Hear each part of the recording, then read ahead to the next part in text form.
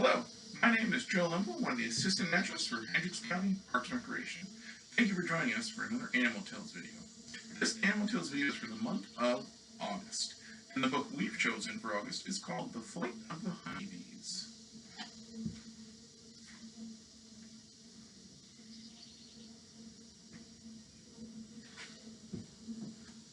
Now, The Flight of the Honeybee is a great book about a bee named Scout, who you follow on her journey to find food for her hive.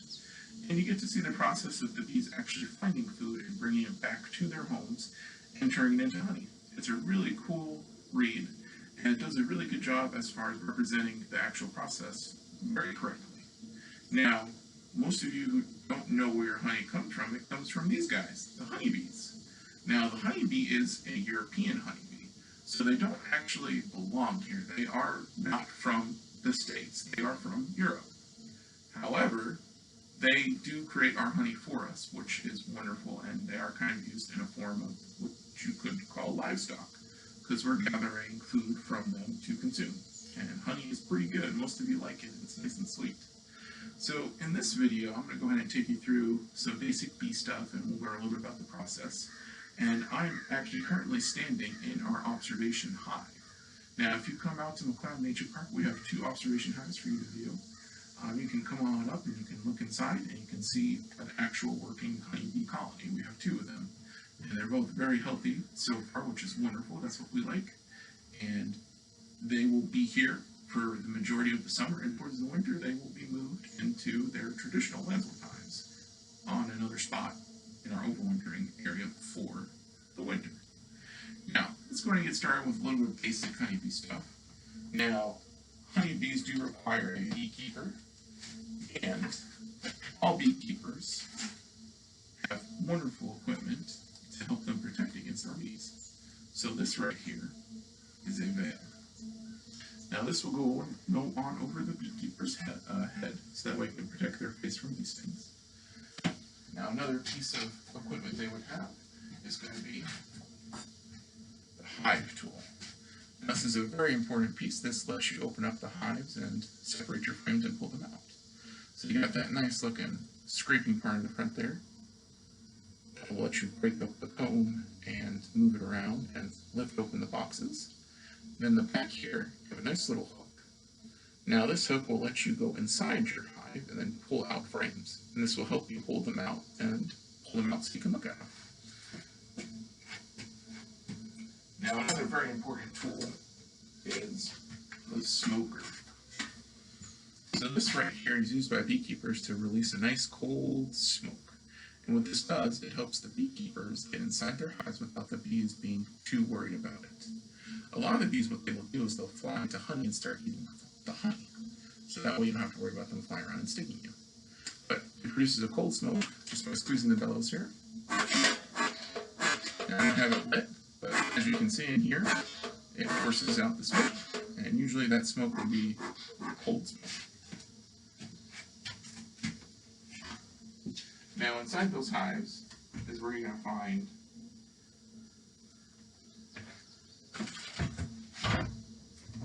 frames.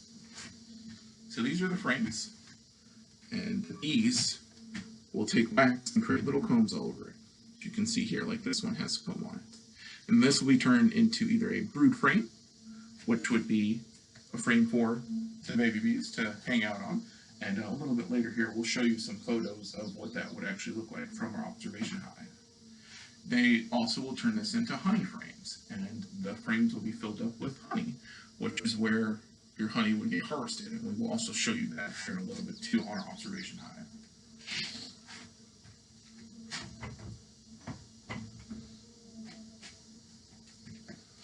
Now, honeybees are quite an amazing insect, all right? So they are a social insect, so they like to live in a large group.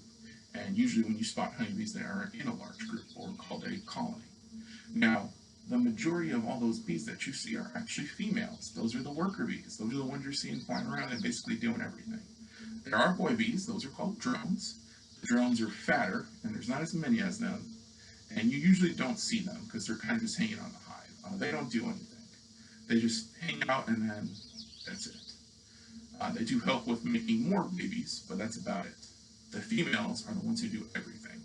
They take care of the young, they feed the young, they gather the honey, they make sure that the hive is protected, they protect the queen, they protect each other, they even take out the dead bees and the dead young who aren't doing good. Those are the undertaker bees. So they do quite a lot. Not only that, they also have glands that they will make the wax and the comb that you see. So they basically do everything. It's pretty cool.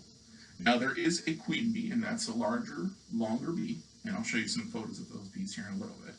And there is always a queen in every hive, and if you don't have a queen, then it's not going to survive. The queen's job is to make sure there's more bees coming, and she kind of helps keep them all together and sends out pheromones for the bees to pick up on where things are and if they need to defend something. Now, our queen bees are very vicious, so if there was another queen bee to come by their hive and try to take it over, they will fight each other and they will kill one another.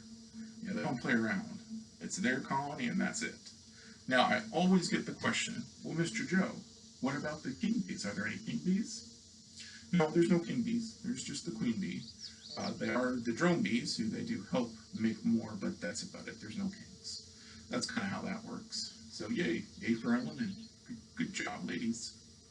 Now, I'm going to come over here, and we'll get a closer look at our hive. Now, this is a very good colony going on, nice and strong. The top of our hive, which we'll get some photos here, a closer look, has honey on the top. And then as we move down, we have brood frames, which we'll get a closer look again. And they will have, what's in the corner here would be some honey stores. And then down the middle, they have these almost like yellow orangey looking things. And those are the brood. So that's where all the baby bees are. So on this frame, you'll have bees that are called nurse bees. And those nurse bees will actually help take care of the young and raise the young, and they'll pull the honey and take care of the young. And then they will put a cap over it and wait for the bee to turn from an egg into an adult bee. So now I want to give you a closer look at some bees. Now these are not alive, but they are real. So we're going to have a closer look here. Let's see my bees as they are labeled. Got the queen bee at the top there. Then we got the worker bee and then the drone. And then off to the side there you see that there's stages. Egg, larva, pupa, adult. Now, that is the bee life cycle. So it starts out as an egg, which the egg is usually the size of a grain of rice. Then it turns into the larva, and the larva is this tiny little white-looking worm. And then it turns into a pupa, and then that pupa starts to look more like the bee. And then the wax will go over the cell that that particular bee is in, and that bee will be in that pupa stage, and it will turn into its adult form. And when it turns into its adult form, it will look like a normal adult bee, and it will actually chew its way out of its cell and then clean up the mess. That's its first job when it gets out of the cell. Pretty cool, right? I think so. Now, behind you, as you can see, I got some boxes. Now these are what we put the bees in.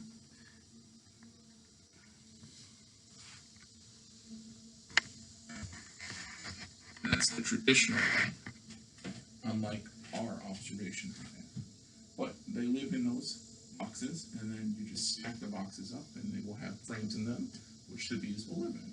And bees will naturally build up, because if you think about it, when they build a colony and you find it in like a tree, it's going to go up in layers.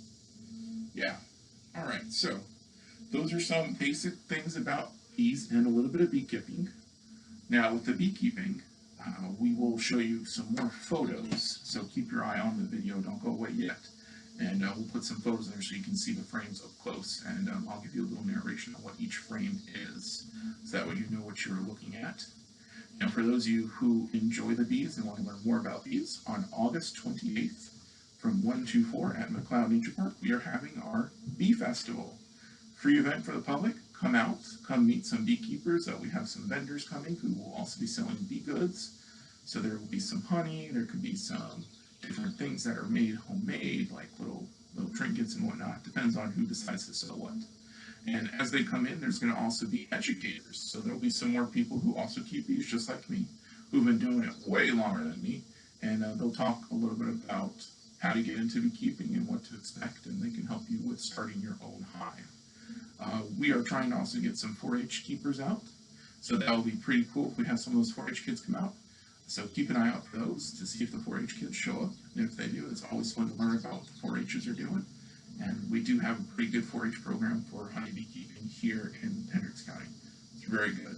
A lot of those 4-H kids are learning a lot of things about keeping bees, and they all have their own hives. Very cool stuff. Now, if you would like to participate and be like a vendor in that, you can always send us an email at mccloud, so MCCLOUDNP @hcparks.net, and you can tell us that you're interested, or you can visit our website, and there is a place for you to sign up for the Bee Festival, which has a Google form for you to fill out that gives you all the information that you need as far as what are you bringing, what do you want to sell, and what are you expecting as far as people and whatnot, and we will talk about that. It's a very well attended event, so if you are trying to sell stuff, good for you. You might get some good customers, because we have seen over 1,000 people at these festivals, so very popular, very cool. Yeah, give us an email or check us out on the website for that. We are in person for Animal Tales, so if you do want to see and hear the Animal Tales book in person and do our craft, we will be in the various libraries in the county during the first week of the next month, so August. Now, what you need to do is just look at where your local library is, and then you can look in our Explorer or the website, and you can find out where and what time your local library is doing for the Animal Tales. So that's going to be the first full week in August, so that's coming up here. All right. Thank you guys. Have a great day. Hope you learned something about bees, and stick around so that way you can see more photos and things about bees. All right, let's go ahead and look at our bee frame photos now. So the first photo we have here is a photo of honeybees on the honey frame. Now, if you look very closely, you can see that lightly colored capping. That's how we know that that's honey. Now, let's go ahead and move on to the next photo. So this next photo here, you can see is a photo of a frame full of honey. So this is capped honey. So this is what it looks like when the honey is ready for consumption, and what it would look like before it's put in your jars. Now, the way honey is made is the bees will take the nectar that they find and bring it back to the hive, and then they'll mix the nectar with their spit, and they'll put it inside a cell, and it will be done by multiple bees. So they will kind of keep passing it around until they get a good consistency of what they think will be good for their honey. Now, once they get that good consistency, they'll spit it back into the frame, and then they will let it sit there, and it will ferment, turning into honey. And then when it's ready, they'll go ahead and put that light cover of wax over it, capping it, so that way we know it's done, and that's what they're eating and consuming. Now, if you look kind of closely, you can't really see it that well, but sometimes you'll find cells around the honey that look really shiny. Now, that is the start of honey. So that's before the honey is capped. And if you look at a frame in person, you could see the start of honey. It's pretty cool. You might get an opportunity to do that when you come and check out our observation hive. All right, let's move on to the next photo here. This photo is a photo of a brood frame. Now, this is out of my educator hive, so it's a photo attached to a wooden frame. And if you look, you can see that the capping on this frame is a brownish color. And that's how we know that that is going to be turned into brood, because it's that brown color. And that would be our baby bees. So like we mentioned earlier in the video, they start out as eggs and move into larva, then pupa, then they become an adult. And at the pupa stage, that is when the wax cappings will be put over the cells, creating this brown look. Once that pupa turns into an adult bee, it will emerge from that cell and basically chew its way out and then clean up the cell. Very cool. So let's go to the next photo here. So this photo is just a little bit more advertising for the Bee Fest, that way you can actually see it now. But like I said earlier, it's going to be Saturday, August 28th from 1 to 4 at McLeod Nature Park, and it's free to the public, so come out, meet some beekeepers, and talk to some vendors. I look forward to seeing lots of you out there. Not only that, if you want to come and be a vendor or a educator, just like I said earlier, please send us an email or go to our website and fill out the forms. That way that can happen. And I look forward to seeing all of you and some of you, all of you or some of you,